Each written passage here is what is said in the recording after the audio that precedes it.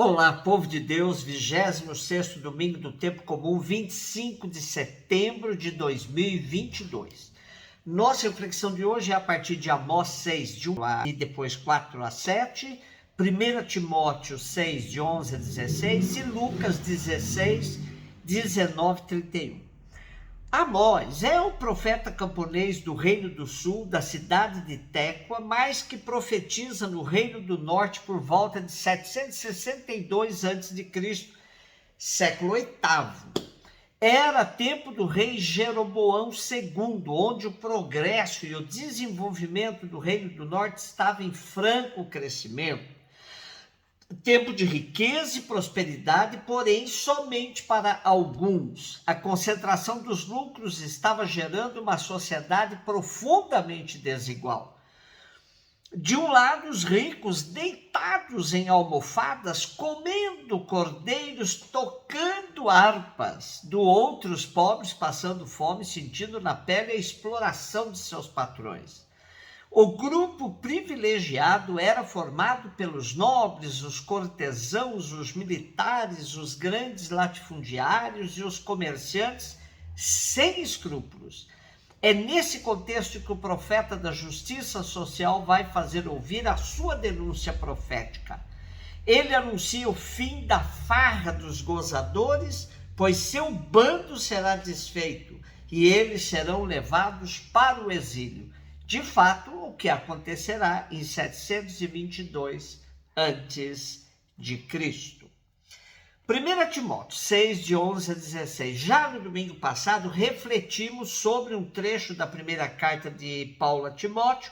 Timóteo era um convertido ao cristianismo, natural de Listra, filho de pai grego e mãe judeu-cristã, que acompanhou algumas das viagens missionárias de Paulo, a quem Paulo confiou a coordenação pastoral das igrejas da Ásia e que, segundo a tradição, foi o primeiro bispo da igreja de Éfeso.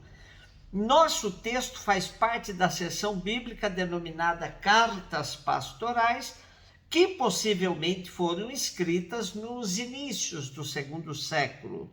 Portanto, não são textos paulinos.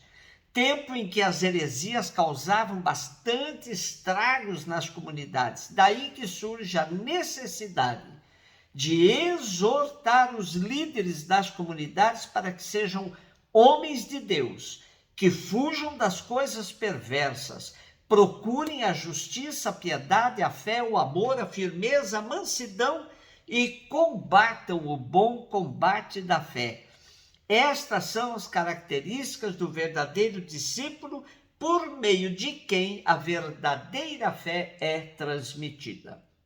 Lucas 16, 19 e 31. Naquele tempo disse Jesus aos fariseus: havia um homem rico que se vestia com roupas finas e elegantes e fazia festas esplêndidas todos os dias.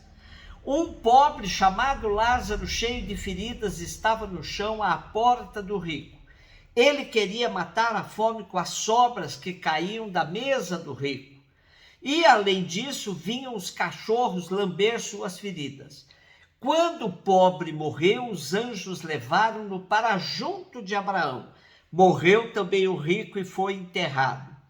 Na região dos mortos, no meio dos tormentos, o rico levantou os olhos e viu de longe Abraão, com Lázaro a seu lado. Então gritou: Pai Abraão, tem piedade de mim, manda Lázaro molhar a ponta do dedo para me refrescar a língua, porque sofro muito nestas chamas. Mas Abraão respondeu: Filho, lembra-te que tu recebeste teus bens durante a vida e Lázaro, por sua vez, os males. Agora, porém, ele encontra aqui consolo e tu és atormentado. E, além disso, há um grande abismo entre nós. Por mais que alguém desejasse, não poderia passar daqui para junto de vós, e nem os daí poderiam atravessar até nós.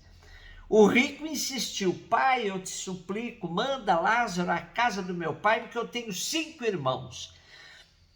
Manda preveni-los, para que não venham também eles para este lugar de tormento. Mas Abraão respondeu: Eles têm Moisés e os profetas, que os escutem. O rico insistiu: não, pai Abraão, mas se um dos mortos for até eles, certamente vão se converter. Mas Abraão lhe disse: se não escutam a Moisés nem aos profetas, eles não acreditarão mesmo que alguém ressuscite dos mortos. Estamos com um texto que se encontra exclusivamente no Evangelho de Lucas.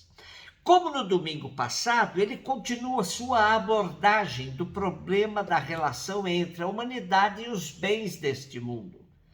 Jesus dirige-se aqui aos fariseus como representantes de todos aqueles que amam o dinheiro e vivem em função dele. Como nos dizem os exegetas portugueses, a parábola de hoje tem duas partes. Na primeira, de versículo 19 a 26, Lucas apresenta os dois personagens fundamentais da história, segundo uma forma literária muito comum na literatura bíblica. Um rico que vive luxuosamente e que celebra grandes festas, e um pobre que tem fome, vive miseravelmente e está doente. No entanto, a morte dos dois muda radicalmente a situação. O que é que verdadeiramente está aqui em causa? Atentemos nos dois personagens. Do rico disse apenas que se vestia de púrpura, linho fino e que dava esplêndidas festas. De resto, não se disse ele era mau ou bom, se frequentava ou não o templo, se explorava os pobres ou se era insensível ao seu sofrimento. No entanto, quando morreu, foi para um lugar de tormentos. Do pobre Lázaro, disse apenas que jazia ao portão do rico, que estava coberto de chagas, que desejava saciar-se das migalhas que caíam da mesa do rico e que os cães vinham lamber-lhe as chagas. Quando morreu, Lázaro foi levado pelos anjos ao seio de Abraão. Trata-se do banquete do reino, onde os eleitos se juntarão, de acordo com o imaginário judaico, com os patriarcas e os profetas.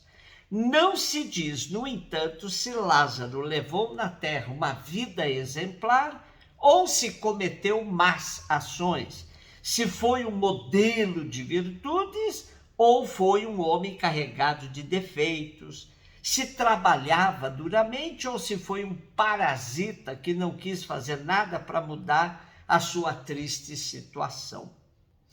Nesta história, não parecem ser as ações boas ou más cometidas neste mundo pelos personagens que decidem a sorte deles no outro mundo. Então, por que é que um está destinado aos tormentos e o outro ao banquete do reino? A resposta só pode ser uma. O que determina a diferença de destinos é a riqueza e a pobreza. O rico conhece os tormentos porque é rico, o pobre conhece o banquete do reino porque é pobre. Mas então, a riqueza será pecado?